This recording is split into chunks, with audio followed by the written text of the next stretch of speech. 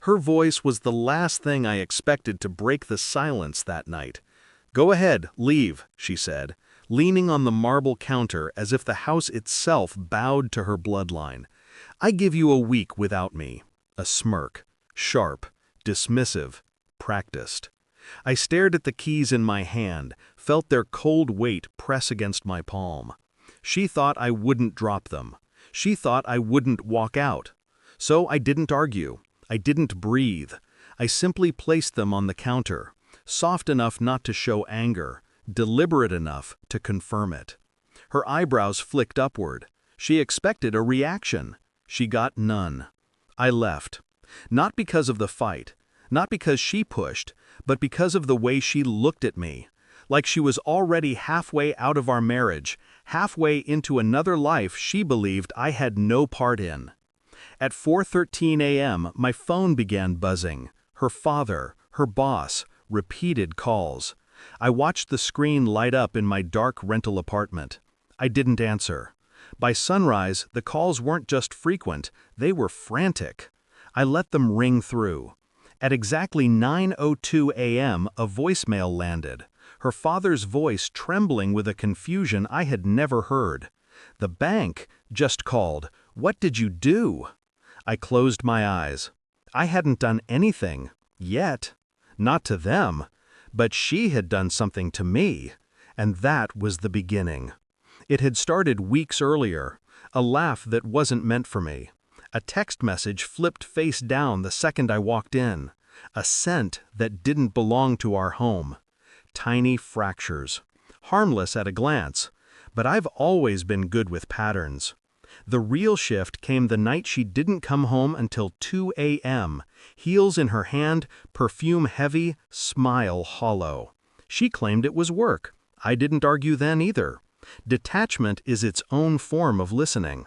Her boss began calling more frequently. Meetings that ran suspiciously late. Trips that seemed too convenient. I felt something under my ribs, pressure, not pain. A tightening that made me question whether I was paranoid or simply too late to realize the truth. I watched her change. She guarded her phone like a limb. She showered the moment she got home. She laughed at messages she wouldn't let me see.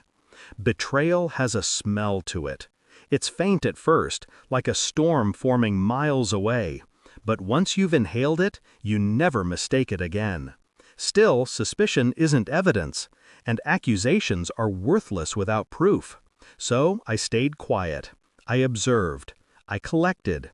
2 toothbrushes hidden in her office drawer. A credit card charge at a hotel she claimed she'd never been to.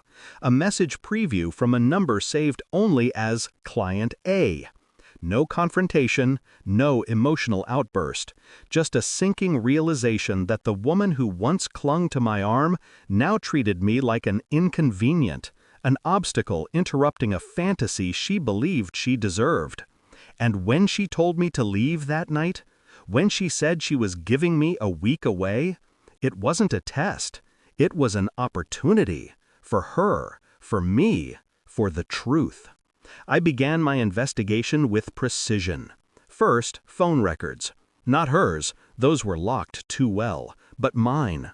Because her calls, her messages, her late-night absences always intersected with my timeline in one way or another. Patterns emerged. I followed them. Next, the bank. A quiet inquiry, a subtle check. Accounts shifted. Transfers hidden under business expenses, a new credit line I had never seen before, her signature, her father's approval, my name nowhere. Interesting. Then the hotel. I walked past the lobby like a stranger, asked questions like a man trying to recall a date. Quiet, controlled. A staff member slipped, just once. "Your wife prefers the corner suite.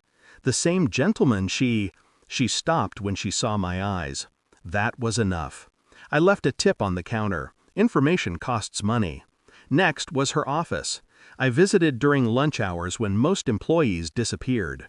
Her assistant stuttered when she saw me, offered water, distracted herself with pointless tasks.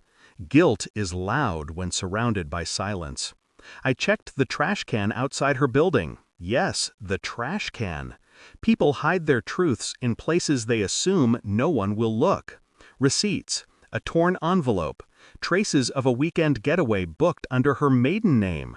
And him, her boss, the one who called her more than her own mother, the one who praised her dedication, her potential, her commitment to long hours. Commitment. Funny word. I didn't get angry. Anger is noisy. I stored everything, digitally, physically, mentally. And then I ordered the final piece, a bank audit with all her recent transactions tracked, legally, quietly, official enough to draw attention. When the bank called her father the next morning, it wasn't because of me. It was because the audit triggered alerts on accounts tied to both of them, accounts her boss helped her open. And suddenly, her week without me became her worst mistake.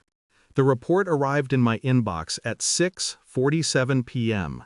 Cold, precise, every transfer, every hidden payment, every hotel stay, every shared booking with her boss, dates, times, amounts, signatures. I scrolled without blinking. My hands didn't shake. My breathing didn't change.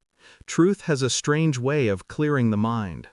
I printed the report, slip by slip, page by page.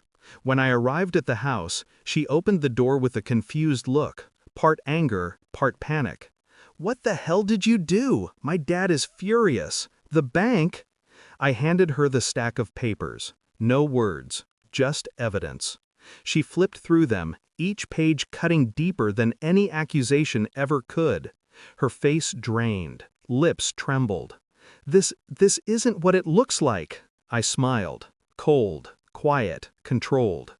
"That's the problem," I whispered. "It looks exactly like what it is." She collapsed onto a chair, hands shaking, breath stuttering. I remained standing, still, distant, untouched. For the first time, I saw fear in her eyes, not of losing me, but of being seen. I placed my wedding ring on the table, not dramatically, not angrily, just placed it. "I didn't tell the bank anything," I said. "The audit was automatic. Your accounts triggered it." She swallowed, hard. "My accounts? Yours and his." The last word cut deeper than any knife. Her phone buzzed, her father, her boss, more missed calls piling up, her world collapsing from the inside. "I never cheated," she whispered, voice cracking. I tilted my head. "I didn't ask if you cheated." She froze, because she understood the implication. I knew, I always knew, and I let her walk herself into the trap she built, slowly, stupidly, confidently. "You wanted a week without me," I said. "You got it." She reached for me. Instinct, desperation, guilt. I stepped back. Her hand fell to her side like a broken promise. I walked through the house one last time. Our photos, our furniture, our curated life. All of it suddenly felt staged, props in a story she rewrote without telling me. Outside, the morning light hit the driveway. Quiet, clean, final. She stood behind me on the porch, shaking, pleading without words. I didn't turn around, not out of cruelty, out of clarity. Some endings don't need noise. Some truths don't need explanations. I opened the gate, paused, not for her, for myself. Then I walked away, calm, steady, free. In the end, she was right. A week without her was exactly what I needed. And now, she'd spend the rest of her life remembering the moment I finally stopped trying to be hers. Because the cruelest truth is the simplest. I didn't lose her. She lost me.